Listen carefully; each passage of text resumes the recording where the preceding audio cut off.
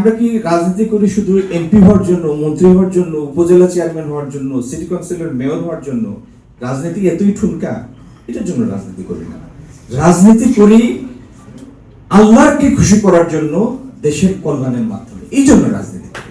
সিলেট এক বাংলাদেশের সব থেকে জনবহুল 10টা নির্বাচনী এলাকার একটা। এখানে 6.5 লাখের বেশি ভোটার আছে। প্রার্থী হিসাবে মনোনয়ন দেয়া বা প্রার্থী হিসাবে বেছে নেয়া, এটা হয়তো একটা রিওয়ার্ড হতে পারে, একটা দৃষ্টিভঙ্গি থেকে এটা একটা পুরস্কার হতে পারে।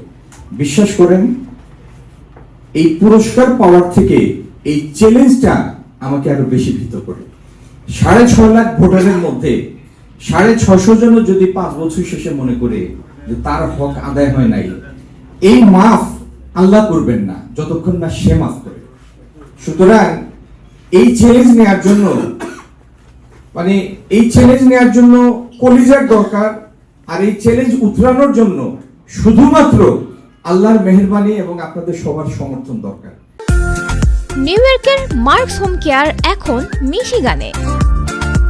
আমরা যারা রাজনীতি করি আমাদেরও অবমূল্যায়ন হয়, যে আমরা কি রাজনীতি করি শুধু এমপি হওয়ার জন্য, মন্ত্রী হওয়ার জন্য, উপজেলা চেয়ারম্যান হওয়ার জন্য, সিটি কাউন্সিলর মেয়র হওয়ার জন্য? রাজনীতি এতই ঠুনকা, এটার জন্য রাজনীতি করি না। রাজনীতি করি আল্লাহকে খুশি করার জন্য, দেশের কল্যাণের মাধ্যমে, এই জন্য রাজনীতি করি। আমাদের প্রতিবার 5 বছর পরে পরে তো 300 লোক এমপি হয়। কজনের নাম আপনারা বলতে পারবেন? মন্ত্রী তো হয় 40-50 জন লোক মন্ত্রী হয়। আপনারা তো রাজনীতি সচেতন।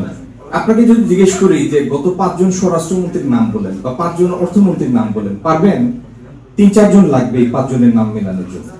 তো সময়ের পরিক্রমায় এটা খুব বড় বিষয় না, কোনো ইন্ডিভিজুয়াল কে এমপি হলেন, কে মন্ত্রী হলেন। আপনারা দোয়া করেন যে বাংলাদেশটার যেন একটা গুণগত পরিবর্তন হয়, একটা কোয়ালিটেটিভ চেঞ্জ হয়, এবং কোন রাজনৈতিক দলের মধ্যে ভবিষ্যতে কোনোদিন আমরা অন্তত আমাদের জীবনকালের মধ্যে বা আমাদের পরবর্তী প্রজন্মের, তার পরের প্রজন্মের জীবনকালের মধ্যে এরকম এরোগ্যান্স না দেখি যে একটা সরকার পরিবর্তনের কারণে পা থেকে মাথা পর্যন্ত পুরো রাজনৈতিক দল দেশ ছেড়ে চলে যেতে হয়, বা জাতীয় মসজিদের খতিবের দেশ ছেড়ে চলে যেতে হয়, প্রধান বিচারপতি চলে যেতে হয়। এটা হাসির বিষয় না। This is a pathetic scenery. 52 একটা দেশ স্বাধীন হওয়ার 52 বছর পরে তার স্ট্রাকচার যদি এরকম অপরিণত স্ট্রাকচার থাকে, এটা আপনার আমার দেশের সবার জন্য একটা বদকিসমত। আগামী দিনে আমরা বাংলাদেশকে কেমন দেখতে চাই? 1 নাম্বার, আমাদের যিনি এখন ভারপ্রাপ্ত চেয়ারম্যান তারেক রহমান, আপনারা অগাস্ট পরবর্তী সময়ে তার বক্তব্যের ধারাগুলি নিশ্চয়ই সবাই খেয়াল করেছেন। তার বক্তব্যের মধ্যে পুরা জাতির জন্য অ্যাকোমোডেশন আছে, ইনক্লুসিভ, এবং কিভাবে উনি অ্যাকাউন্টেবিলিটি ক্রিয়েট করতে চান গভর্নেন্সের ক্ষেত্রে তার একটা রূপরেখা দিয়েছেন। আমরা গত 15 বছরের সব থেকে বড় ব্যর্থতা হচ্ছে নির্বাচন, যদি এটা একটা বটম লাইন অ্যাকাউন্টেবিলিটি, প্রত্যেক 5 বছর পরে পরে যদি একটা নির্বাচন গ্যারান্টিড থাকে এবং যে ক্ষমতায় যেতে চায় তার যদি মানুষের সামনে এসে পূর্ববর্তী 5 বছরের খতিয়ানের বর্ণনা দেয়া লাগে, মানুষের সমর্থন রিনিউ করা লাগে, তাহলে তার মধ্যে ন্যূনতম অ্যাকাউন্টেবিলিটি থাকে, বেপরোয়া হওয়ার স্কোপ থাকে না, বা তারও একটা লিমিট থাকে। গত সরকারের সময় সীমানা ছাড়া যে কাজগুলি হয়েছে তার দুইটা একটা নমুনা আপনাকে দেব। বাংলাদেশে সব থেকে বড় ব্যাংক ছিল ইসলামী ব্যাংক, সব থেকে বড় ব্যাংক, এবং ইসলামী ব্যাংকের অ্যাডভান্স ছিল, মানে লোন ছিল মানুষের মধ্যে প্রায় 1.5 লাখ কোটি টাকা। 1.5 লাখ কোটি টাকা মানে আমাদের টাকার ট্রিলিয়নের হিসাবে 1.5 ট্রিলিয়ন টাকার লোন দেয়া ছিল, ডিপোজিট ছিল। সেই ইসলামী ব্যাংক সরকারের মনে হলো ইসলামী ব্যাংকটা ডাকাতি করে ফেলবে ব্যাংক।